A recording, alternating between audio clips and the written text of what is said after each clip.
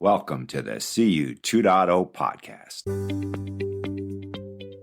Hi, and welcome to the CU 2.0 podcast with big new ideas about credit unions and conversations about innovative technology with credit union and fintech leaders. This podcast is brought to you by Quillo, the real-time loan syndication network for credit unions, and by your host, longtime credit union and financial technology journalist Robert McGarvey.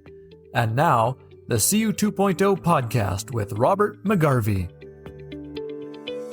Fraud is up a lot at credit unions. That's according to Alloy's 2026 State of Fraud report. Alloy's been on the show before. There's a link to an episode from last year in the show notes. But there's news to report this year, a lot of news, and it's not all good. One number that's worrisome is that credit unions have experienced a 72% increase in fraud events, more than any other financial segment in the country. 72% increase. Worse, a lot of fraud now involves synthetic identities, i.e. manufactured people, and a long con that may take months or years before the crooks seek to defraud the credit union. How many synthetic identities are lurking among your accounts? What could credit unions do to fight back? Alloy has pointers. Credit unions also have seen a spike in branch fraud, says Alloy. That's surprising. And it's also very worrying. There are details in the show. Fraud's not a fun topic. I know that, you know that. But it's a real everyday concern at just about every credit union in the U.S. And knowledge of what fraudsters are doing and the tools available to fight back is indeed power for a credit union. Understand, too, last year's fraud trends aren't this year's. It's a constant battle, and the criminals are always updating their weapons. Credit unions have to do likewise. How? What? Listen up. So this is not your first time in this particular rodeo. It is not. It is great to chat with you again. I think it's maybe even been about a year since we last spoke. I believe it was about a year ago, yeah. Fraud is up, so maybe that's good for you. I don't know. It's a weird business to be in, right? You don't want to see it go up, but at the same time, at least we can help to solution some of that. So, looking through the report this morning, I saw that 20% of the respondents were credit unions. Tell me about the credit unions. You don't have to name them, of course, but big, small, what are they? I would say definitely a range. So in the State of Fraud report, there is a range of credit unions by size. So when we really take a step back and survey the 500 plus industry leaders, 20% of those are credit unions. So broad range of credit unions are included. It is all anonymized. So we do not receive which institutions have responded. Oh, so it's not just that you're not going to tell me, you don't know. True. Yes, we truly do not know. It is completely anonymized. Now, credit unions reported some facts that were different from what other institutions were reporting, such as, what did they say that you didn't hear from big banks, for instance? One of the things that we saw from a credit union perspective was 72% of credit unions reported the largest increase in fraud.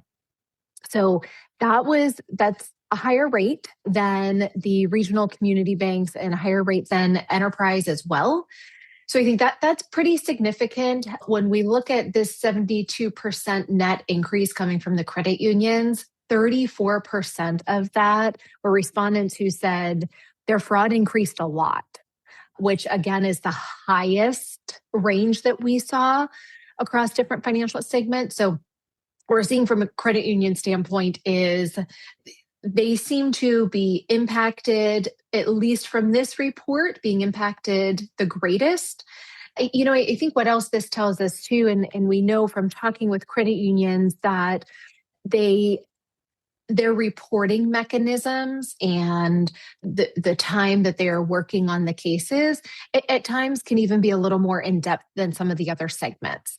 So I think when we hear this rise in fraud across the credit union segment, I feel very confident that is accurately being reported. Now, what's the biggest problem credit unions are facing in terms of fraud? Yeah. So some of the biggest problems that they're facing when we think of fraud typology, synthetic fraud. So when we look at credit unions versus other segments, synthetic is quite high for them compared to other segments. We also see, though, that if we think about where the fraud events are occurring, for credit unions specifically, they are showing the highest rate of their fraud occurrences in online banking. But when you look at the in branch, credit unions actually have the highest percentage across fintechs, regional community, and enterprise. They are trending to be the highest, showing fraud events in the branch at about 14% of their fraud events. So I think, when you take a step back and you start to look at credit unions are showing a significant increase. They are showing that it is not just online banking channels. They are showing significant numbers across in-branch, ATM, and contact center as well. You're really starting to see where credit unions, some have made the investments into various channels versus others maybe have focused on online mobile first.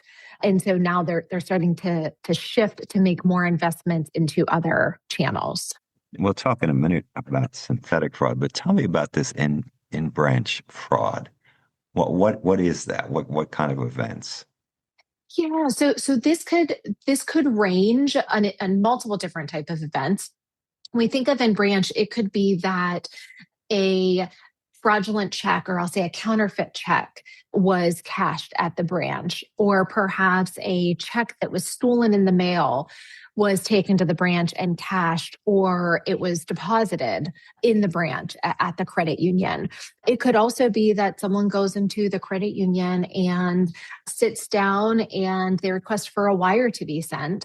And perhaps it was account takeover from the start, right? So you have an account takeover scenario.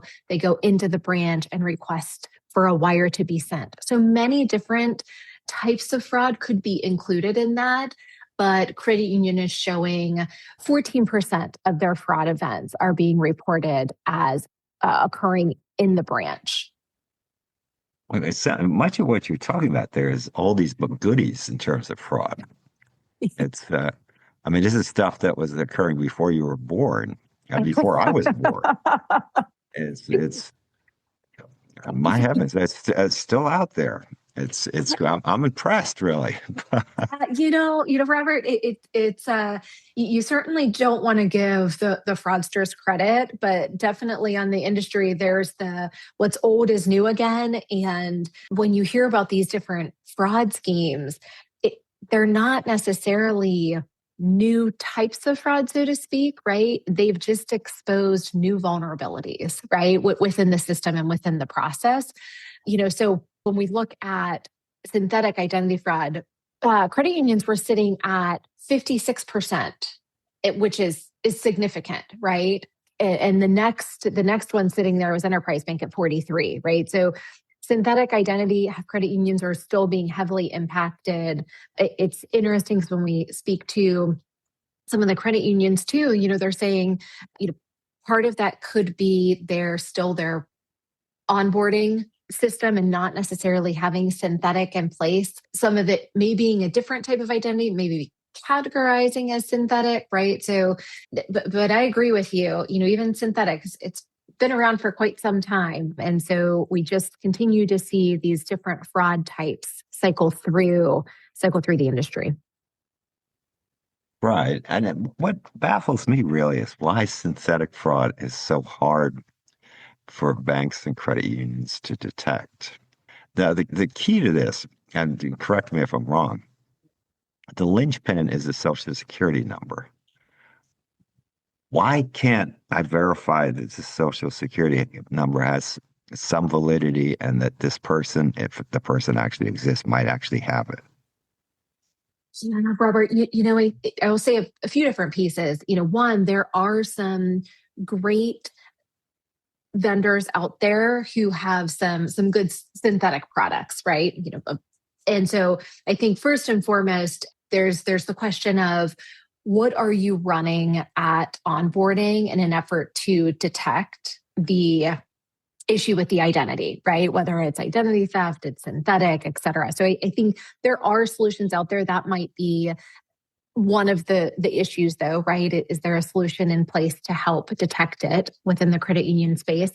But then, to your point, it does. You think about it and you're like, this shouldn't be that hard, right? But what we see is that there are identities that have been created that are cycling through, I'll say, the ecosystem. So almost to an extent where, you start to build credit on these, essentially creating this new identity, you start to build credit on this identity. And so it's becoming, we're seeing some fraudsters be in it more for the long game as well. And so when they do that, if they are being patient and building in the time, right, to build a good reputation on an account or build upon an identity, that at times can be then more difficult, right, for the vendors out there to determine and really continue to reassess their model on the good versus bad. Well, some of it seems simple, though, to me. In your report, you talk about how a synthetic is usually something of a long con. It's not super long, but you open an account and you do nothing wrong. In fact, you do a few things right. Deposit a little money here and there. Small amounts, doesn't have to be a lot. And time goes by, but the time is not a long time. It's like 6 months, 9 months. And then fraud kicks into gear. I think, if you and I go out and we get Citibank credit cards with $20,000 limits today, and we both run out and start spending money madly, one or both of those accounts is going to be frozen at some point in the day. As you begin to approach 20 grand, Citi's going to say, "What the hell?" Now, they might call you up, might talk to you and say, "Oh, yeah, okay, cool. Keep spending. Sounds good." Or they might not. But the computer would flash a red alert, right? It's so if I'm a crook, I know what the time frame is where an account has to mature at an institution, or I have a decent guess about what that time frame is, and I just wait it out. I mean, that's simple game logic, right? Yeah, I would say that, Robert. And then I would also add in too, if as they go and they open up this account and you're right? They are in it if they're in it for the long game and a few months go by, there can be activity that may not even appear to be bad at the onsite, right? Like it should be good. And they're just trying to stay right under the radar. That in that time span, as they are building, we'll say it's credit, right? In that time span that they're building that credit and they're building that, they can also go and open other accounts too at other financial institutions. So it's all, I agree. There's timing components. We have even seen where the synthetic is created and if it's bypassed from an onboarding perspective and they don't have the long game. It's just they use that created identity to open the account and then they immediately just start pushing through a fraudulent transaction. So we've seen it in a multitude of ways. We're definitely seeing groups of fraudsters that are being patient. Yeah, I still get hung up about the Social Security number. Like a year or two ago, I was filing my tax returns online, and IRS rejected it, and basically said something's wrong with the Social Security number. It was my wife's Social Security number, and I transposed a couple numbers. And so that was easy to rectify. But their software instantly said, no, there's something wrong. Try again, bozo. Yeah, I think the key there, right, is they're taking so it's great that it flagged it, right, if it was transposed. But I think the key is when they're using the Social Security number And like I'll go back to, let's say that they are not using a synthetic detection tool. So what a system may see come through is that it is a legitimate social security number and it is other information with it that for that account to be open, they could have had, almost already established that identity out there. So then you start to get, I'll say, mismatched responses, right? On, okay, well, we know the social is good. We know this other information is good. We've seen it out in the wild with the two together before. Okay, it must be good. Like there's definitely those components. But again, there's solutions out there that have a direct connection into SSA. And so I think it depends on if you're looking at it in credit unions can make the investment and look at the synthetic tools out there. Those can definitely help them from an onboarding perspective. Are the synthetic detection tools terribly expensive? Because, your report is pretty clear that worry one right now for most financial institutions is synthetic identity fraud. So I would say, geez, do we have any tools here to prevent this? And if the answer was no, I'd say, how much do they cost? What's stopping us here? So how much do they cost?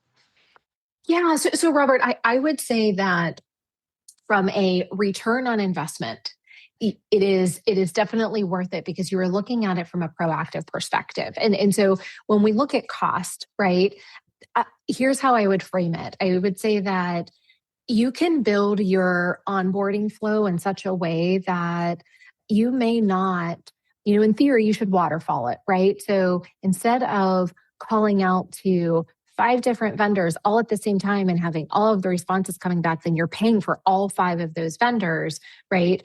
Look to see if you are going to deny based on a hard and fast rule in the beginning, and that is of less cost, then you run that first, right? And maybe your synthetic check is one of your last checks that you perform before opening the account. So that way you can, again, there's many different ways to build the waterfall, but that's how I would always recommend you build your onboarding strategy and also look at the cost of each of those vendors, right? Are you going to do device reputation? Are you running behavioral? What type of fraud screening are you doing? Where does KYC sit in the workflow? Have your synthetic component? Are you doing phone check, right? That list goes on and on. But I think that if you list all of those out and you understand the cost, and then you understand your risk appetite, it really helps you to say, okay, well, it is worth spending this amount on this population because the flip side of that, right, is tens of thousands of dollars if they do end up getting through your funnel. So I think it's of course there's a cost, but it is worth it to make that proactive investment and do so in such a way that you build it and can really cost optimize. Well, I think we're going to see more of this in credit union land for a simple reason, which is that 5 years ago, very few credit unions offered 100% online onboarding. Some did, but not very many at all. Now, most of them have realized that with today's consumer, really need 100% online onboarding. So they're implementing it one way or another, probably complaining. And, I think back like 12 years ago, 13 years ago, I moved cross country and I get a letter from Chase saying, hey, why don't you open an account with Chase, a checking account, which I didn't have with them. I had a credit card account. And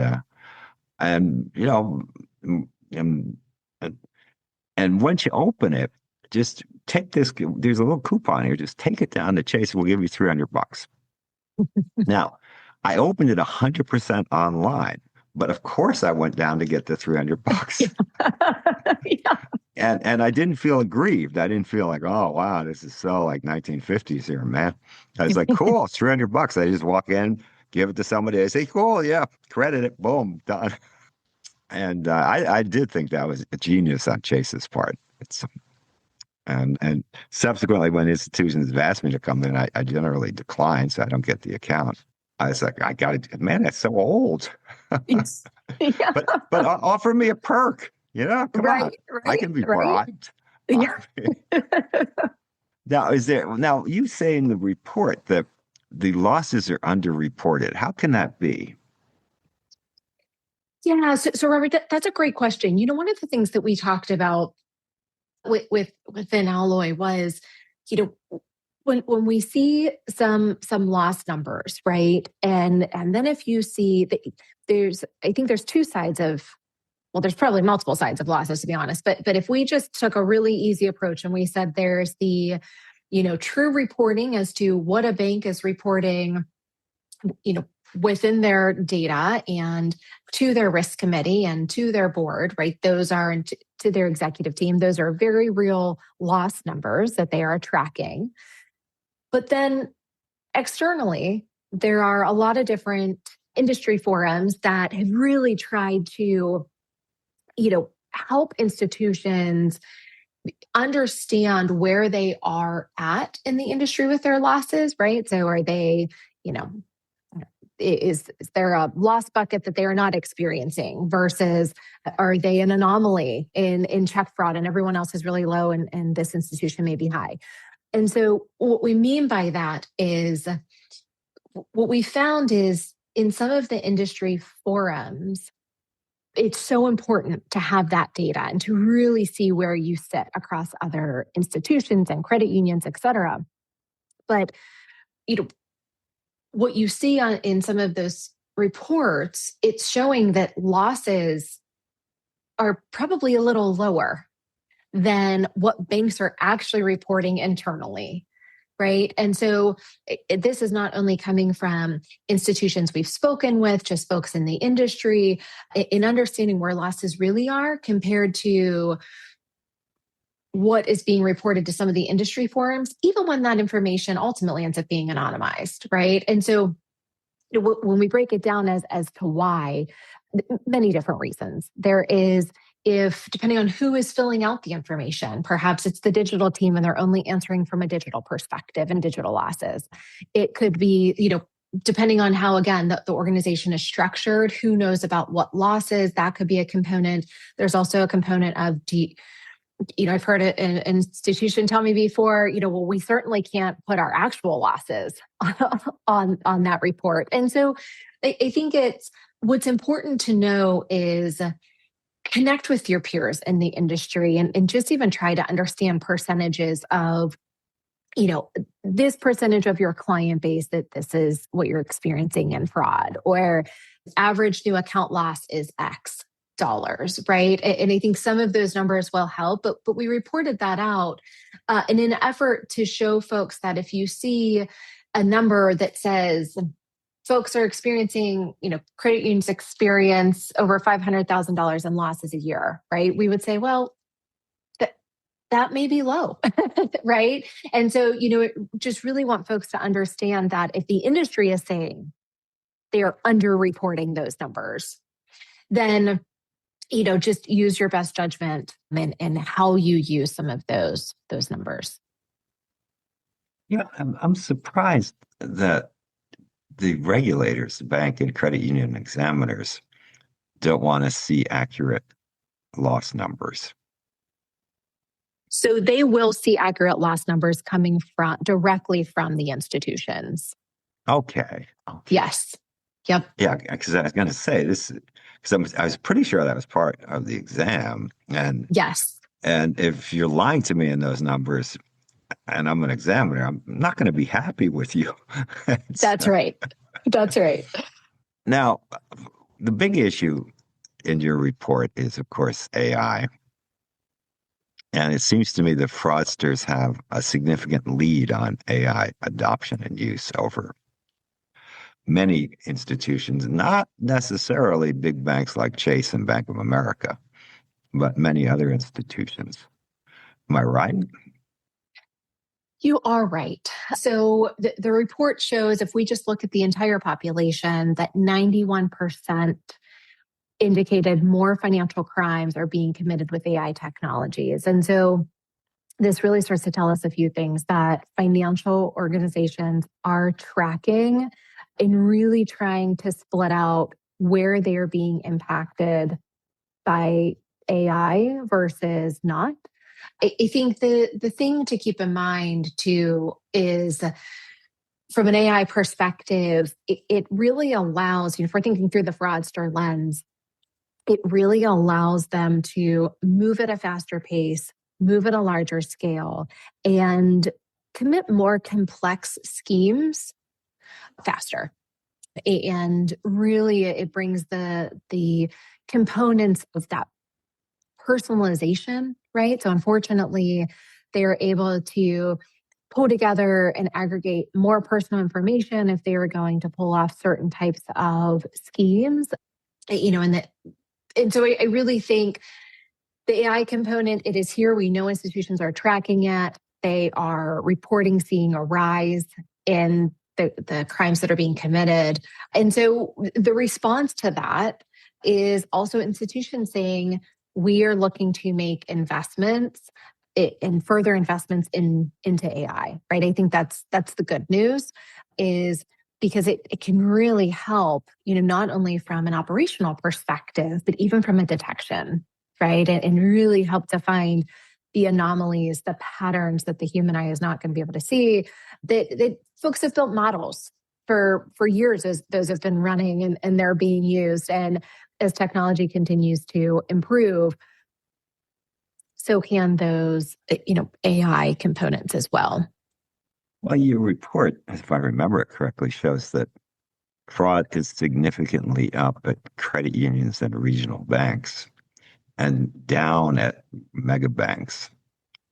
And I would guess that one of the reasons for that is that the big banks have gotten really good at AI and spent gazillion dollars, whereas the smaller institutions are lagging at that. I mean, am I crazy in thinking that? No, you're not. I mean, I definitely think there's a investment component, right, by size. So the larger you are, the more resources you have, the higher dollars you have available to invest. I also think there's organizations that as you get larger, their philosophies and their interactions with their clientele are different at times than those of credit unions with a really robust member component as well. And so I would say you're spot on when it comes down to the investment dollars that can be allocated in the larger institutions, and the resources they have are going to far exceed what the credit unions have. I think the component there, though, is for credit unions to certainly not, they have access to tools and really look for different partners that will work with them, right? Is more of a partner in an effort to determine their strategy, what they're looking to achieve, how they can help them do that from a strategic perspective, versus just, one point solution is not going to be the silver bullet. To really look for that vendor that will help to partner and, platforms that will help to give you multiple components, not just to combat what you need right now. It's to combat what you don't know you might need 5 years from now or 3 years from now, right? And looking for those investments. I think that's a key for credit unions as well to be successful. Well, I would think if I were a criminal, I would use AI to test some of my schemes. Yeah, would this work? And give very specific details. And I think I could get some answers out of AI on that. And it probably would offer me tips about how to make it better. So, and that said, I think financial institutions have to be doing the same, using AI to help them. I mean, you can't build an iron curtain around the institution, but you can certainly fortify it. Yeah, and Robert, what's really interesting too is we actually did a state of scams report, and a little bit, different because it was surveying consumers to understand the impact scams are having on them, what they're looking for in a financial institution, how they've been impacted by scams. And the reason I bring this up is because 69% of that population in the State of Scams report said that they would trade some privacy for stronger AI fraud protections from their institution. And then 66% reported they were more likely to choose a organization that actually applies AI. So it's interesting when, we look at it from the financial organization perspective and the investments that they are making. And, not only we know the fraudsters are using them, but then the financial organizations to use them to make themselves better. But then you have consumers saying that they have expectations that their institutions are using AI as well, right, to protect them. So there's definitely this demand coming from the consumers. They have an expectation AI is being used. We already know the fraudsters are using it. Banks are using it. I think they're increasing that investment as well, which is incredibly important. Now, when institutions look at your report, what range of reactions do you get? It's interesting, Robert. Well, I would say there's definitely components of, yes, this is spot on. I am not alone. We see this every day. That this matches what we're experiencing. But then there's also, so I'll tell you something I found really interesting. And I would say some of the reactions we've had related to, and this is specifically credit unions too, in what the organizations have delayed or avoided due to fraud concerns. And what I mean by that is offerings to their members. So one of the things that the credit unions indicated was that 98% of respondents of credit unions said fraud risk is the primary factor when deciding what new products like real-time payments we can offer to our customers. Now, credit unions is leading the pack there, showing that they are thinking of fraud at the forefront. But then when you start to break it down a little bit, you look at, there's one particular one that I've heard some interesting reactions on, the higher risk customer segment limits. So a credit union, 60% of credit unions reported that they have delayed or avoided higher risk customer segments and higher risk customer limits because of the lack of fraud controls. And so, I think that the response there is we're hearing, yes, that is spot on. And then there's another mix of, well, we haven't considered raising some of our limits yet. But if we did, that would be an issue. We would need the fraud controls in place, which is, again, when you start to look at different growth mechanisms, I think there is a theme in this report that starts to come out, and it's the growth component. We talk a lot about fraud and fraud avoidance. We talk about the risk versus reward, but now there's this growth lever that is really coming to the surface to say, if you can control and you have the right controls in fraud, you can grow, right, with quality accounts. And so that's definitely a theme. And one of the reactions we've heard coming out of credit unions specifically, because credit unions also reported that acquisition and new client acquisition is one of their top focuses for this upcoming year. It's hard to acquire new accounts, new members, if you're paranoid about who they are. These two things are hard to align. I'm not saying you should have no defenses whatsoever. Of course you should. You have to.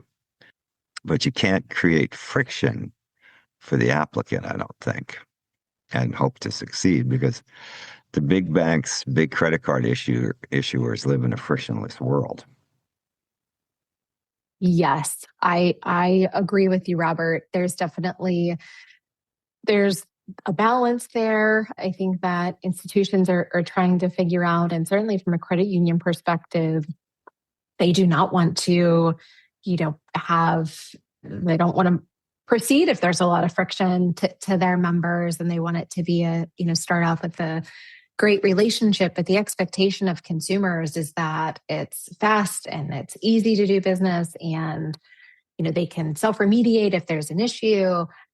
And so it's definitely, and as you said, Robert, you received an offer, you had to go into the branch. Right now, institutions are looking at how can they have your attention, how can they just do it all in while they have your attention versus making folks go into the branch. So it's definitely an interesting shift for sure.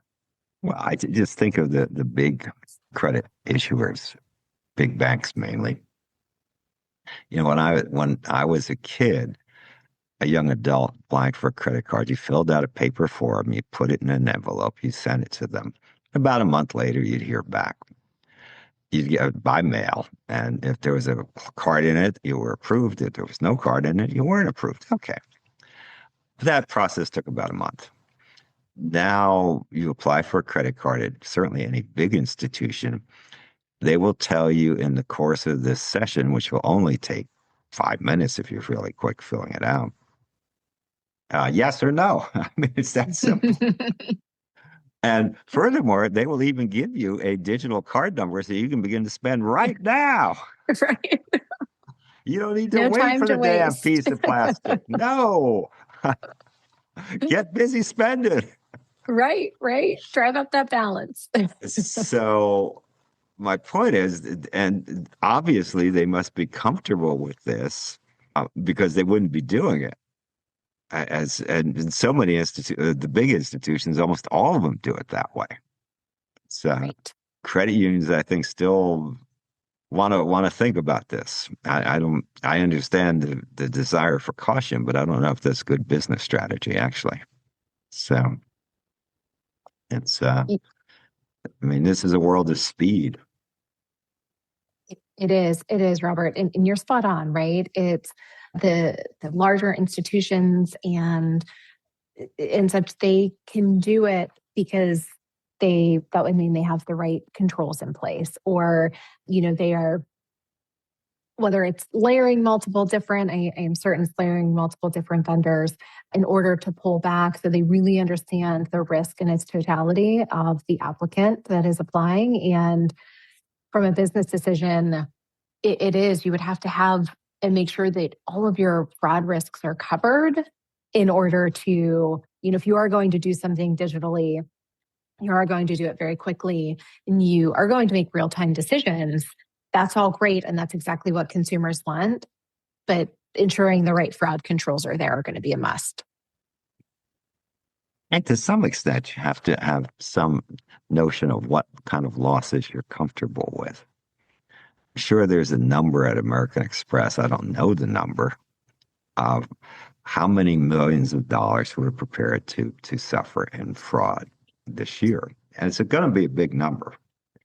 And the more they lower that, the more friction gets introduced into the system, the fewer transactions they see. So there's cost on both sides of the equation, if you follow me. And I do absolutely. Yeah, and I agree. Institutions, they have a fraud forecast, right? They understand what they are expecting to take in losses, because while some will say it's the cost of doing business, right? Certainly in the industry, we would like to see those losses as low as possible. But there's definitely a risk appetite, a tolerance of what range of losses is acceptable versus when you go outside of that range and now you are trending to, what is the issue? How are you within one range, within forecast or below forecast, and now you are trending higher? Was it a new product offering? Do you have a gap in controls? Do you need to make an investment? What does that look like? But you're right. It is all very important to really understand. And also then how much money you can, what you can generate from a revenue perspective for the institution, because losses play right into that. Right. I mean, some big banks will make what even they recognize are questionable loans, but they say, look, we're charging 18% interest on this. And maybe it'll work out, maybe it won't, but we'll just roll the dice and see what happens. Whereas a credit union would say, wait, we might lose this money? No. Right. Get out of here. Yeah.